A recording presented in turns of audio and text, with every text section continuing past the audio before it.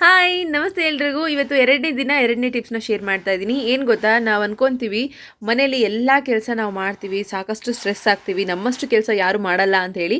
So ಹಾಗೆ ಮನೆಯಲ್ಲಿ ದುಡಿಯೋರಿಗೆ ಮನೆಯಲ್ಲಿ ಇರುವಂಥ ಸ್ಟ್ರೆಸ್ಗಳಾಯಿತು ಅಂತಂದರೆ, ಹೊರಗಡೆ ದುಡಿಯೋರಿಗೆ ಹೊರಗಡೆ ಆಗಿರುವಂಥ ಸ್ಟ್ರೆಸ್ಗಳಿರುತ್ತೆ. ಸೊ ಟೋಟಲಿ ಮನುಷ್ಯ ಅಂದ್ರೇ ತನ್ನ ದುಡಿಮೆಗೋಸ್ಕರ ಬದುಕ್ತಾ ಇರ್ತಾನೆ, ದುಡಿಮೆಯಲ್ಲಿ ಬರೋವಂಥದ್ದನ್ನೆಲ್ಲದನ್ನು ಕೂಡ ಅಕ್ಸೆಪ್ಟ್ ಮಾಡ್ತಾ ಇರ್ತಾನೆ. ಅದ್ರ ಮಧ್ಯೆ ಈ ರಿಲ್ಯಾಕ್ಸೇಷನ್, ಈ ಬಾಡಿ ಕೊಡಬೇಕಾಗಿರುವಂಥ ರಿಲ್ಯಾಕ್ಸೇಷನ್ ಅನ್ನೋದನ್ನೇ ಮರ್ತು ಬಿಡ್ತಾನೆ. ಇವತ್ತು ನಾನು ಹೇಳ್ತಾ ಇರೋ ಟಿಪ್ಸ್ ಕೂಡ ಅದೇ ಆಗಿರುತ್ತೆ. ನಮ್ಮ ಜವಾಬ್ದಾರಿಗಳೇನೇ ಇರಲಿ, ನಮ್ಮ ಕೆಲಸ ಏನೇ ಇರಲಿ, ಹೊರಗಡೆನೋ ಒಳಗಡೆನೋ ಮಕ್ಕಳನ್ನ ಇಟ್ಕೊಂಡು ಅಥವಾ ಕೆಲಸ ಮಾಡ್ಕೊತಾನೋ ಯಾವುದೇ ಒಂದು ಸ್ಟ್ರೆಸ್ಸಲ್ಲಿ ಇದ್ದೀವಿ ಅಂದ್ರೂ ಕೂಡ ಅಟ್ಲೀಸ್ಟ್ ನಮ್ಮ ಬಾಡಿಗೆ ನಾವು ರಿಲ್ಯಾಕ್ಸೇಷನ್ ಕೊಡ್ತಾ ಇಲ್ಲ, ರಿಲ್ಯಾಕ್ಸ್ ಆಗಿ ಯೋಚನೆ ಮಾಡ್ತಿಲ್ಲ ಅಂತಂದರೆ ಪ್ರತಿಯೊಂದನ್ನು ಕೂಡ ನಮ್ಮ ಕೈಯಾರೆ ನಾವೇ ಕಳ್ಕೊತೀವಿ. ಯಾಕಂದರೆ ಯಾವ ಮೈಂಡ್ ತುಂಬ ಕೂಲಾಗಿರುತ್ತೆ ಆ ಮೈಂಡ್ ಪ್ರತಿಯೊಂದನ್ನು ಕೂಡ ಮ್ಯಾನೇಜ್ ಮಾಡ್ಬೋದು ಅಂತ ಹೇಳ್ತಾರೆ. ಸೊ ಹಾಗೆ ನಮ್ಮ ಮೈಂಡ್ಗೆ ಬೇಕಾಗಿರೋದು ಟೈಮ್ ಅಲ್ಲ, ಸೊ ಆ ಟೈಮಲ್ಲಿ ಕೊಡೋ ಅಂಥ ರಿಲ್ಯಾಕ್ಸೇಷನ್. ಸೊ ಹಾಗಾಗಿ ನಾವು ಕೆಲವೊಂದಷ್ಟು